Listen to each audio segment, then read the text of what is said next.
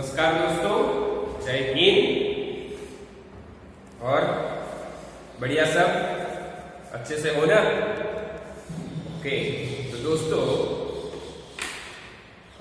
हमने हमारी जो टेक्स्ट बुक है उसमें से लेसन 1, 2, 3, 4 और 5 ये देख लिए हैं, अच्छे से पढ़ लिए हैं, बराबर।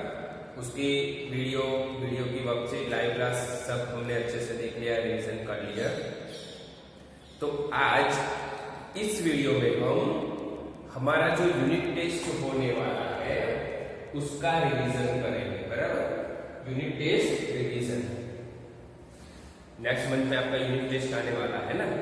ओके, तो यूनिट टेस्ट का रिवीजन हम आज से स्टार्ट करते हैं। आज उसका ये पहला वीडियो है रिवीजन का।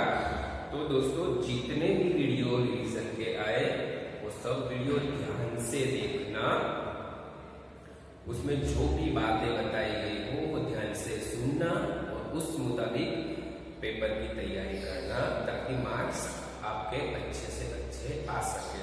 ओके, तो वीडियो एंड तक देखना, बीच में बंद मत कर देना, एंड तक वीडियो देखना, ताकि इस वीडियो में जो भी रिवीजन है वो रिवीजन आप अच्छे से कर सके, आपको आ सके। ओके, तो स्टार्ट करते हैं हम हमारा रिवीजन। लास्ट क्वेश्चन से लेते हैं, यानी लास्ट क्वेश्चन से ऊपर आते हैं, इस प्रकार रिवीजन हम करते हैं, बराबर। हमारे पेपर में 5 क्वेश्चन होंगे, क्वेश्चन 1, 2, 3, 4, 5, और उसके सब क्वेश्चन भी होंगे 1A, B या C, 2A, B, C, 3A, B, C, इस प्रकार के। तो लास्ट से ऊपर आते हैं रिवीजन में। तो फर्स्ट हम रिवीजन करते हैं आज क्वेश्चन 5A, निबंध लेखन कर। क्वेश्चन 5A में निबंध लेखन करेगा, आपको प्रश्न पूछा जाएगा 7 मार्क्स का वो प्रश्न। यहां पर लिखा है एनीवन, यानी आपको पेपर में 3 ऐसे निबंध पूछे जाएंगे, उस 3 में से आपको किसी एक के बारे में निबंध लेखन करना है। कितने मार्क्स है? 7 मार्क्स है उसके, बराबर। Any one. तो यहाँ पर मैंने 5 विषय लिखे हैं, उन 5 विषय के बारे में मैं आपको समझा देता हूँ, ध्यान से सुनना, फिर आप अपनी समझ के मुताबिक अपनी भाषा में एग्जाम में निबंध लिखना। ओके, दूसरी बात दोस्तों कि जब हम निबंध लेखन करते हैं तब थोड़ी सी सावधानी आपको बरतनी होती है, बराबर। पहले के निबंध लेखन जब आप करते हैं तो जो विषय दिया गया है उसी विषय के बारे में आपको लिखना है, बराबर, दूसरे विषय के बारे में नहीं। सेकंड बात, जब आप निबंध लेखन करते हो तो आपकी भाषा और आपकी वाक्य रचना सरल होनी चाहिए, सही होनी चाहिए। तीसरी बात, कम से कम हिज्जे की भूल होनी चाहिए। हिज्जा इट मींस स्पेलिंग। तो जब आप लिखते हो तो उसमें आपकी स्पेलिंग मिस्टेक कम से कम होनी चाहिए। वाक्य रचना सही बैठनी चाहिए, सरल होनी चाहिए, यानी पढ़ने वाले को उसका अर्थ पता हो चले। चौथी बात, आप निबंध लिखते हो तो अलग अलग पैराग्राफ में निबंध लिखना चाहिए, और एक पैराग्राफ के बाद जो दूसरा पैराग्राफ आता है तो वो दोनों के बीच में संबंध, रिलेशन होना चाहिए, बराबर। इस प्रकार आप अपनी सोच, अपनी विचार, अपनी कल्पना शक्ति, अपनी समझ शक्ति के आधार पर दिए गए विषय पर निबंध लिख सकते हो। यहाँ पर निबंध नाम है, तो निबंध यानी निर्बंध, जिसमें कोई प्रकार का बंधन नहीं होता, उसे कहते हैं निबंध। यानी आपको सोचने विचारने की, कल्पना करने की आपकी जितनी शक्ति है उतना सोचो, उतना विचार करो, उसमें किसी भी प्रकार का बंधन नहीं है, और फिर आपको उस विषय में लिखना है। यानी आपकी जितनी मौलिकता है, जितनी कल्पना शक्ति है, वो सब आप इस विषय में लिख सकते हो, उसी का नाम है निबंध। ओके, तो यहाँ पर 5 सब्जेक्ट है, 5 सब्जेक्ट के बारे में मैं आपको बताता हूँ, अब ध्यान से सुनना। फिर एग्जाम में इसमें से जो भी सब्जेक्ट आए और आपको जो पसंद हो वो आप अच्छे से निबंध लिखना।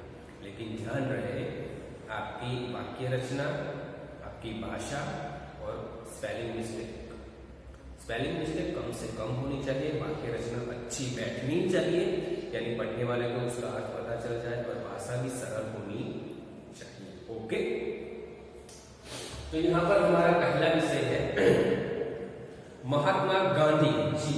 ओके, महात्मा गांधी जी या फिर ओनली गांधी जी, ऐसा नहीं आपको पूछा गया। तो उनका जन्म कब हुआ था, बचपन कहाँ पे गुजरा था, उन्होंने शिक्षा कहाँ पे ली थी, और उन्होंने सत्याग्रह किए वो कौन कौन से सत्याग्रह है जो कर उन्होंने देश को आजादी दी है। तो इस प्रकार के थोड़े पॉइंट्स मैंने लिखे हैं। तो इस पॉइंट्स के आधार पर आपको ये महात्मा गांधी जी निबंध लिखना है। ओके, तो आप इस प्रकार लिख सकते हो कि महात्मा गांधी जी का नाम केवल भारत में ही नहीं सारे संसार में प्रसिद्ध है। आप स्टार्टिंग इस प्रकार कर सकते हो, थोड़ा इंट्रोडक्शन देकर कि महात्मा गांधी जी का नाम केवल भारत में ही नहीं सारे संसार में प्रसिद्ध है। उनका नाम मोहनदास करमचंद गांधी था। उनकी माता का नाम पुतलीबाई था। उनका जन्म गुजरात के पोरबंदर शहर में सन 1969 की 2 अक्टूबर के दिन हुआ था, यानी उनका जन्म 2 अक्टूबर 1869, सॉरी मैं आगे 1969 बोला, इट्स माय मिस्टेक, 2 अक्टूबर 1869 यानी 1869 में 2 अक्टूबर के दिन उनका जन्म हुआ था। उनकी प्रारंभिक शिक्षा राजकोट में हुई, फिर वे इंग्लैंड जाकर बैरिस्टर बने। उनकी प्रारंभिक शिक्षा राजकोट में हुई, फिर वो इंग्लैंड जाकर बैरिस्टर बने। बचपन में गांधी जी बहुत शर्मीले स्वभाव के थे। उनका कोई भी दोस्त नहीं था। स्कूल में घंटी बजती तब वो शिक्षक के पीछे क्लास में जाते, और घंटी बजने के साथ साथ शिक्षक के साथ क्लास से बाहर निकल जाते। यानी स्कूल में उनका कोई दोस्त नहीं था, वो बहुत शर्मीले स्वभाव के थे। गांधी जी को बचपन में अपने मित्र और अपने भाइयों के साथ रहने पर थोड़ी गलत आदतें भी पड़ी थी, वो बाद में उन्होंने सुधार ली थी। फिर वो राजकोट में आए। राजकोट में उन्होंने आगे की शिक्षा पूरी की। फिर राजकोट से वो बैरिस्टर बनने के लिए, वकालत करने के लिए इंग्लैंड चले गए। गांधी जी ने भारत में अंग्रेज सरकार के अत्याचारों के विरुद्ध सत्याग्रह आंदोलन चलाया और पूरे विश्व को सत्याग्रह नामक एक नया शब्द दिया। गांधी जी के प्रयत्नों से सदियों से गुलाम भारत को स्वतंत्रता मिली, आजादी मिली। गांधी जी ने हिंदुओं और मुसलमानों की एकता के लिए काम किया। उन्होंने हरिजनों की दुर्दशा सुधारने के लिए भरसक प्रयत्न किए, यानी उन्होंने अछूतोद्धार के कार्यक्रम भी चलाए, और इस कार्यक्रम में कई नेता उनके साथ जुड़े। उसमें लाल बहादुर शास्त्री जी ने उनका बहुत साथ दिया था। उन्होंने खादी का प्रचार किया, ग्राम सुधार किए, स्त्री शिक्षा जैसे महत्वपूर्ण कार्य भी किए। उन्होंने जीवन भर हमारे देश की सेवा की, इसलिए वे हमारे देश के राष्ट्रपति कहलाए। गांधी जी सत्य, प्रेम और अहिंसा के पुजारी थे। वो आजीवन अहिंसा से ही कार्य करते रहे और दूसरों को भी अहिंसा के मार्ग पर लाते रहे। वे सरलता और सादगी की मूर्ति थे। वे बच्चों को बहुत प्यार करते थे।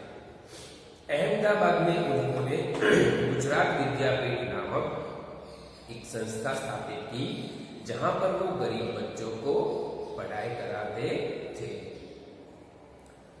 सन 1948 की 30 जनवरी के दिन गांधी जी की हत्या हो गई। गांधी जी की हत्या नथुराम गोडसे नामक एक इंसान ने की थी। मरते समय गांधी जी के मुख से हे राम शब्द निकला था। Last paragraph. आज गांधी जी हमारे बीच नहीं है, फिर भी उनके महान कार्य हमेशा प्रेरणा देते रहेंगे। गांधी जी को महात्मा, बापू जैसे उपनाम मिले थे और वो हमारे देश के राष्ट्रपिता के नाम से जाने जाते हैं। तो दोस्तों, इस प्रकार आप महात्मा गांधी जी निबंध लिख सकते हो। जो भी बातें मैंने बताई वो सभी बातें आप इस प्रकार लिख सकते हो। बराबर 3 या 4 पैराग्राफ आप इसके निकाल कर अच्छे से निबंध लिखोगे तो आपको 7 में से 6 या 6.5 मार्क्स पूरे मिल जाएंगे। ओके, नेक्स्ट आता है आपका फेवरेट यानी बच्चों का फेवरेट फेस्टिवल मकर संक्रांति, जो भी आने ही वाला है। बराबर जनवरी महीने में त्योहार आता है मकर संक्रांति, बहुत फेवरेट है आपका। ओके, तो मकर संक्रांति के बारे में कैसे लिखते हैं? तो मकर संक्रांति भारत में 14 जनवरी के दिन मनाया जाने वाला त्योहार है। इस त्योहार को उत्तरायण के नाम से और काइट फ्लाइंग डे के नाम से भी जाना जाता है। मकर संक्रांति के दिन लोग पतंग चगाते हैं। मकर संक्रांति यानी इस दिन सूर्य मकर राशि में प्रवेश करता है, इसलिए उसे मकर संक्रांति कहते हैं। दूसरा, इसी दिन जो नैऋत्य से आने वाले पवन होते हैं, हवाएं होते हैं, उस हवाओं का रुख बदलकर उत्तर दिशा से बहने लगता है, इसीलिए उसे उत्तरायण भी कहते हैं। मकर संक्रांति हर साल 14 जनवरी के दिन मनाया जाता है। इस दिन बच्चे बूढ़े सभी पतंग चगाने का आनंद लूटते हैं। सभी लोग अपने अपने घरों की छत पर जाकर पतंग चगाते हैं और आनंद करते हैं। इसके साथ साथ सभी लोग अपने घर की छत पर बैठे बैठे तल सांकड़ी, लड्डू और ऊंधिया खाने का आनंद भी लेते हैं।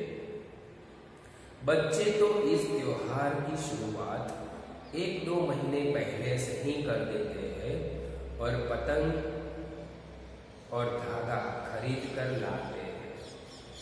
कई लोग तो पतंग का आनंद लेने के लिए बड़े बड़े शहरों में चले जाते हैं। हमारे गुजरात में अहमदाबाद की मकर संक्रांति पूरे विश्व में प्रख्यात है। अहमदाबाद, राजकोट, बड़ौदा, सूरत जैसे बड़े शहरों में लोग बहुत आनंद उल्लास से इस त्योहार को मनाते हैं। सुबह से शाम तक अपने घरों की छत पर रहते हैं, खाते पीते भी घरों की छत पर है और टेरेस पर साउंड चलाते हैं, म्यूजिक चलाते हैं, गरबे घूमते हैं, डांस करते हैं और आनंद लेते हैं। संक्रांति के दिन शाम को लोग हवा में गुब्बारे जलाते हैं। कई लोग शाम को पटाखे भी जलाते हैं, फिर शाम को इकट्ठे होकर डांस पार्टी करते हैं और रात को कहीं बाहर खाने भी जाते हैं। मकर संक्रांति के दूसरे दिन यानी 15 जनवरी के दिन हम लोग दूसरी मकर संक्रांति यानी बासी उत्तरायण मनाते हैं। इस दिन भी लोग बहुत पतंगे चगाते हैं, आनंद लूटते हैं, गुब्बारे छुड़ाते हैं, डांस करते हैं, पार्टी करते हैं और एंजॉय करते हैं। लोग तिल के लड्डू, सिंग की चीकी, मुरमुरे के लड्डू वो सब खाते हैं, ऊंधिया पार्टी करते हैं और बेहद आनंद करते हैं। दोस्तों, मकर संक्रांति के दिन दान का भी बहुत महत्व है। इस दिन गुप्त दान की महिमा है। तो कई लोग तिल के लड्डू में या सिंग के लड्डू में सिक्के छुपाकर दान करते हैं। इसे गुप्त दान कहा जाता है।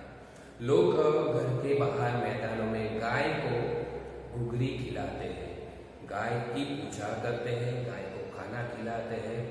कई लोग कुत्तों को भी खाना खिलाते हैं उस दिन और इस प्रकार दान करते हैं। इस दिन ब्राह्मणों को भी दान देने का महत्व है।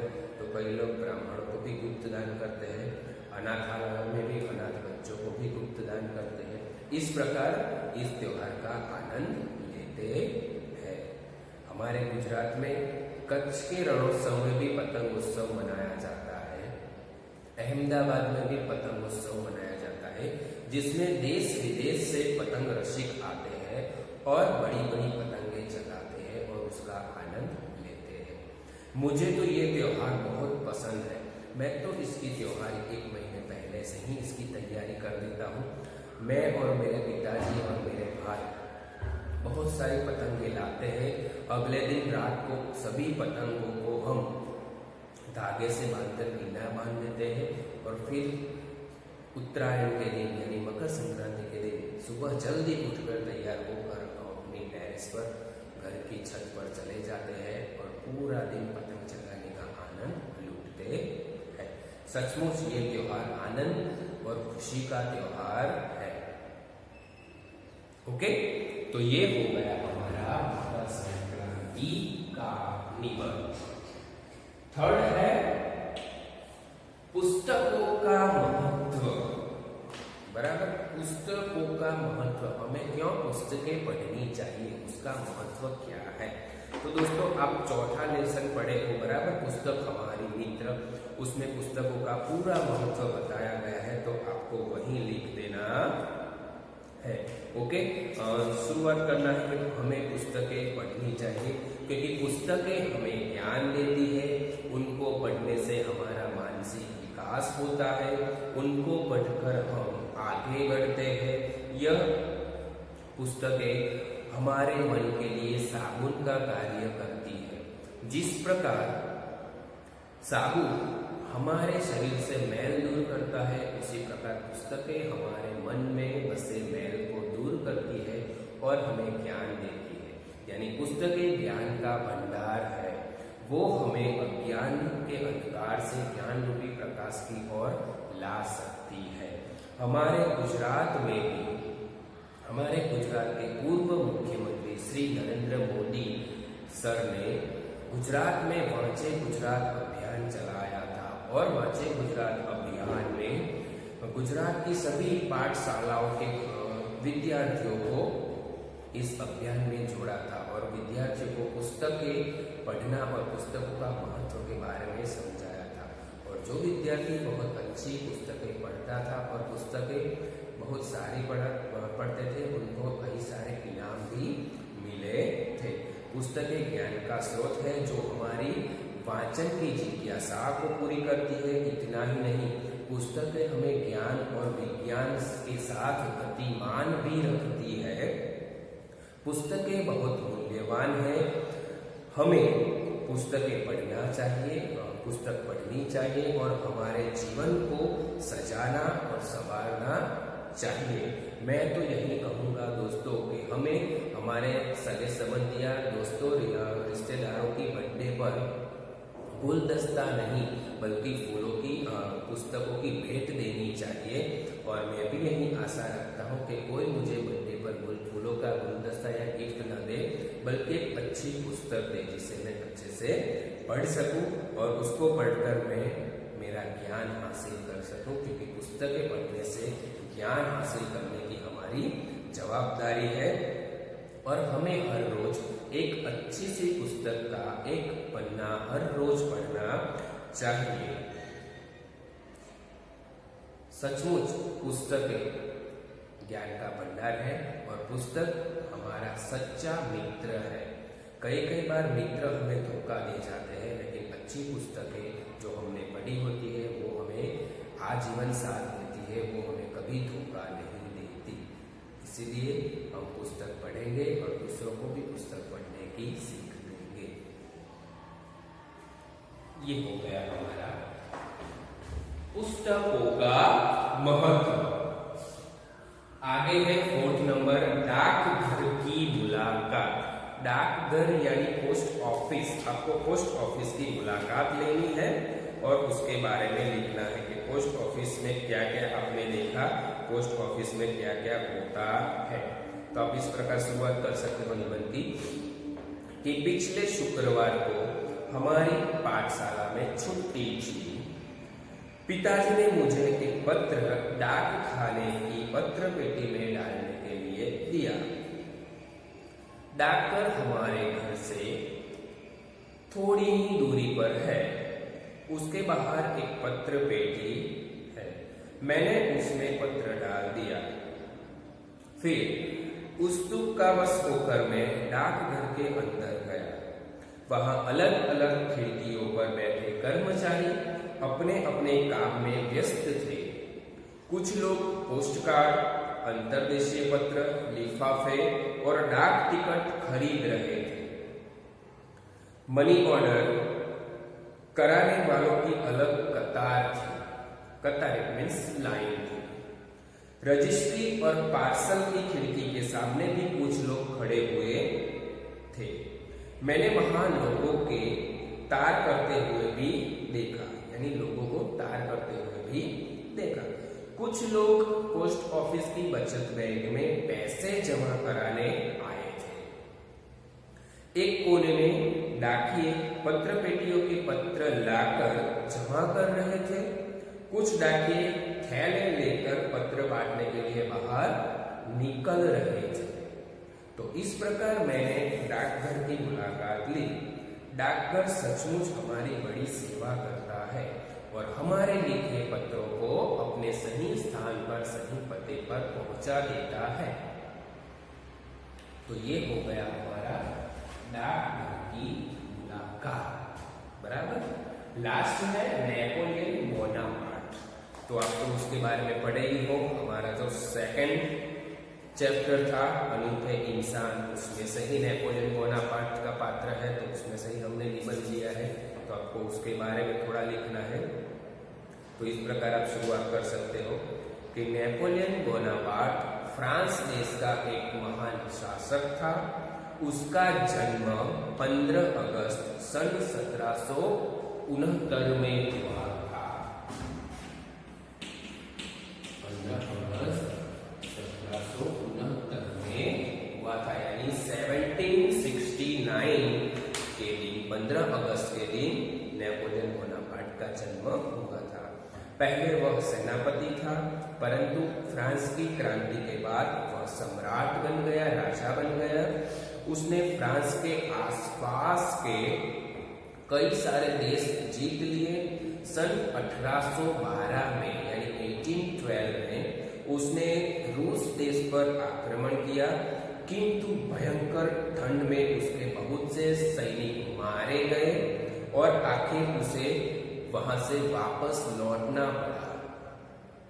सन 1815 में वाटरलू के युद्ध में उसकी बुरी तरह से पराजय हुई, यानी वो हार गया। उसे गिरफ्तार कर लिया गया। उसे बंदी बनाकर सेंट हेलेना टापू की जेल में रखा गया। वहीं 6 वर्ष के बंदी जीवन में उसकी मृत्यु हुई, यानी वो मर गया। नेपोलियन की गिनती विश्व के एक महान सेनापतियों में की जाती है। नेपोलियन बहुत प्रामाणिक इंसान था और नेपोलियन विश्व के महान सेनापतियों और सैनिकों में से एक था। ओके, तो ये हो गया हमारा नेपोलियन बोनापार्ट। तो दोस्तों, आज के इस वीडियो में हमने यूनिट स्टेज का रिवीजन शुरू कर दिया। रिवीजन हमने नीचे से यानी लास्ट क्वेश्चन से ऊपर तक आने की बात की है। तो हम क्वेश्चन 5 में पहले देखते हैं रिवीजन में निबंध लेखन।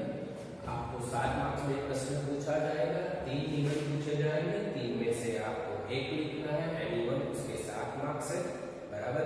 स्पेलिंग मिस्टेक, वाक्य रचना, भाषा की सरलता, वो सब आपको ध्यान में लिख रख कर जो भी विषय दिया गया है उस विषय से रिलेटेड निबंध आपको लिखना है। अच्छा निबंध होगा तो आपको 7 में से 6 साढ़े 6 मार्क्स भी मिल जाएंगे। तो इस प्रकार आपने 5 सब्जेक्ट यहाँ पर देखे, महात्मा गांधी, मकर संक्रांति, पुस्तकों का महत्व, डाक की मुलाकात और नेपोलियन बोनापार्ट। तो इस 5 विषय को अच्छे से पढ़िएगा, वीडियो देखिएगा, सुनिएगा। इसमें से जो भी प्रश्न आपको पूछा जाए, निबंध 3 पूछे जाए, उसमें से आप जो अच्छा लगे वो 1 निबंध आपको लिखना है। ओके, तो ये हो गया हमारा क्वेश्चन 5A यहाँ पर कंप्लीट। क्वेश्चन 5 यहाँ पर हो गया हमारा कंप्लीट। ओके, अब हम चलते हैं क्वेश्चन 5B पर। क्वेश्चन 5B, रिक्त स्थानों की पूर्ति कीजिए। रिक्त स्थान it means fill in the blanks. Question 5B में आपको फिल इन द ब्लैंक्स का क्वेश्चन पूछा जाएगा। रिक्त स्थानों की पूर्ति करनी है, आपको 3 फिल इन द ब्लैंक्स पूछी जाएगी। ये 3 मार्क्स है, यानी 1 फिल इन द ब्लैंक्स का 1 मार्क्स। तो आप 3 फिल इन द ब्लैंक्स करोगे, सही आंसर होगा तो आपको 3 मार्क्स मिल जाएंगे। तो यहाँ पर मैं आपको कुछ फिल इन द ब्लैंक्स बता रहा हूँ, आप ध्यान से सुनिएगा, उसके आंसर भी मैं बोलूंगा, बराबर।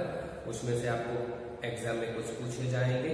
ओके, फर्स्ट है, राधा पढ़ने में तेज है, खाली जगह में नहीं। ओके, राधा पढ़ने में तेज है, खाली जगह खेल में नहीं, ये है। तो उसका आंसर आएगा लेकिन। आंसर है लेकिन। राधा पढ़ने में तेज है लेकिन खेल में नहीं। सेकंड है, रोहित बहुत तेज भागा, खाली जगह वह गाड़ी पकड़ना चाहता था। रोहित बहुत तेज भागा, खाली जगह वह गाड़ी पकड़ना चाहता था। तो आंसर है क्योंकि। रोहित बहुत तेज भागा क्योंकि वह गाड़ी पकड़ना चाहता था। थर्ड, सुरेश को बुखार था, खाली जगह वह स्कूल गया। आंसर आएगा फिर भी। सुरेश को बुखार था फिर भी वह स्कूल गया।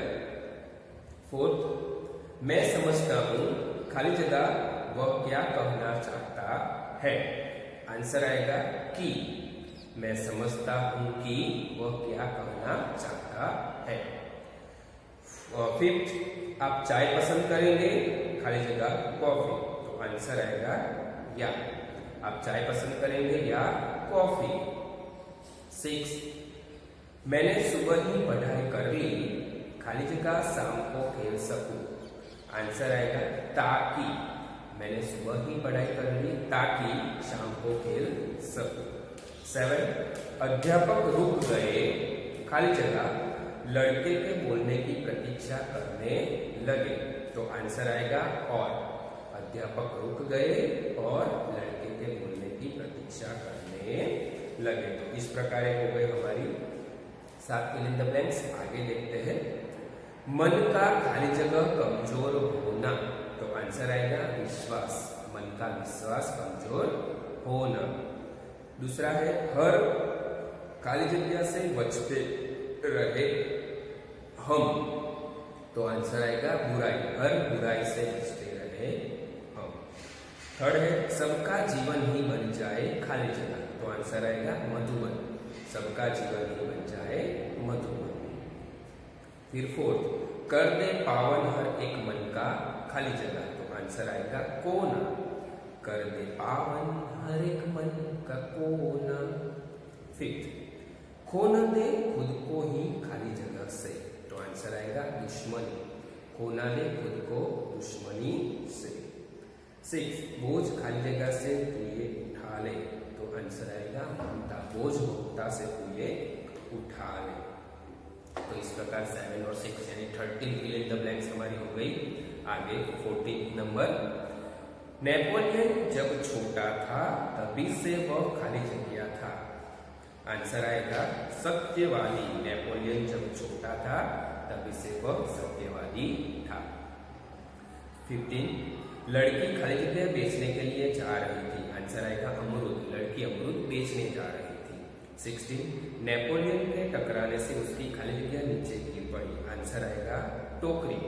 नेपोलियन के टकराने से उसकी टोकरी नीचे गिर पड़ी। 17, बचपन से ही उसे खुद पर खाली जगह विश्वास था। आंसर आएगा दृढ़। बचपन से ही उसे अपने पर दृढ़ विश्वास, खुद पर दृढ़ विश्वास था। 19, वह खाली जगह नाम के गांव में सभा का आयोजन किया गया। आंसर आएगा बड़गरा। वहां बड़गरा नाम के गांव में सभा का आयोजन किया गया। 20, गांधी जी ने उपस्थित बहनों से खाली जगह की भीख मांगी। आंसर आएगा जेवरों की। गांधी जी ने उपस्थित बहनों से जेवरों की भीख मांगी। 7, गांधी जी ने खाली जगह से कहा। आंसर आएगा कौमुदी। गांधी जी ने कौमुदी से कहा। और 22, खाली जगह से बढ़कर कुछ भी नहीं है। तो आंसर आएगा डेस्परेट। डेस्परेट से बढ़कर कुछ नहीं है। ओके, तो ये 22 फिल इन द ब्लैंक्स भी हो गई। इसमें से ही आपको पूछी जाएगी 3 fill in the blanks. Okay, ध्यान से सुनिएगा, वीडियो ध्यान से देखिएगा। तो दोस्तों आज हमारे इस रिवीजन में क्वेश्चन 5A और क्वेश्चन 5B दोनों का हमारा अच्छे से रिवीजन हो गया। फिर नेक्स्ट वीडियो में हम क्वेश्चन 4, 3, 2, 1 उनका रिवीजन करेंगे। तो जितने भी वीडियो आ रहे हैं वो ध्यान से देखना, ध्यान से सुनना और अच्छे से मेहनत करके फुल मार्क्स लाना। ओके, मिलेंगे रिवीजन के दूसरे वीडियो के साथ। तब तक के वीडियो ध्यान से देखते रहिए।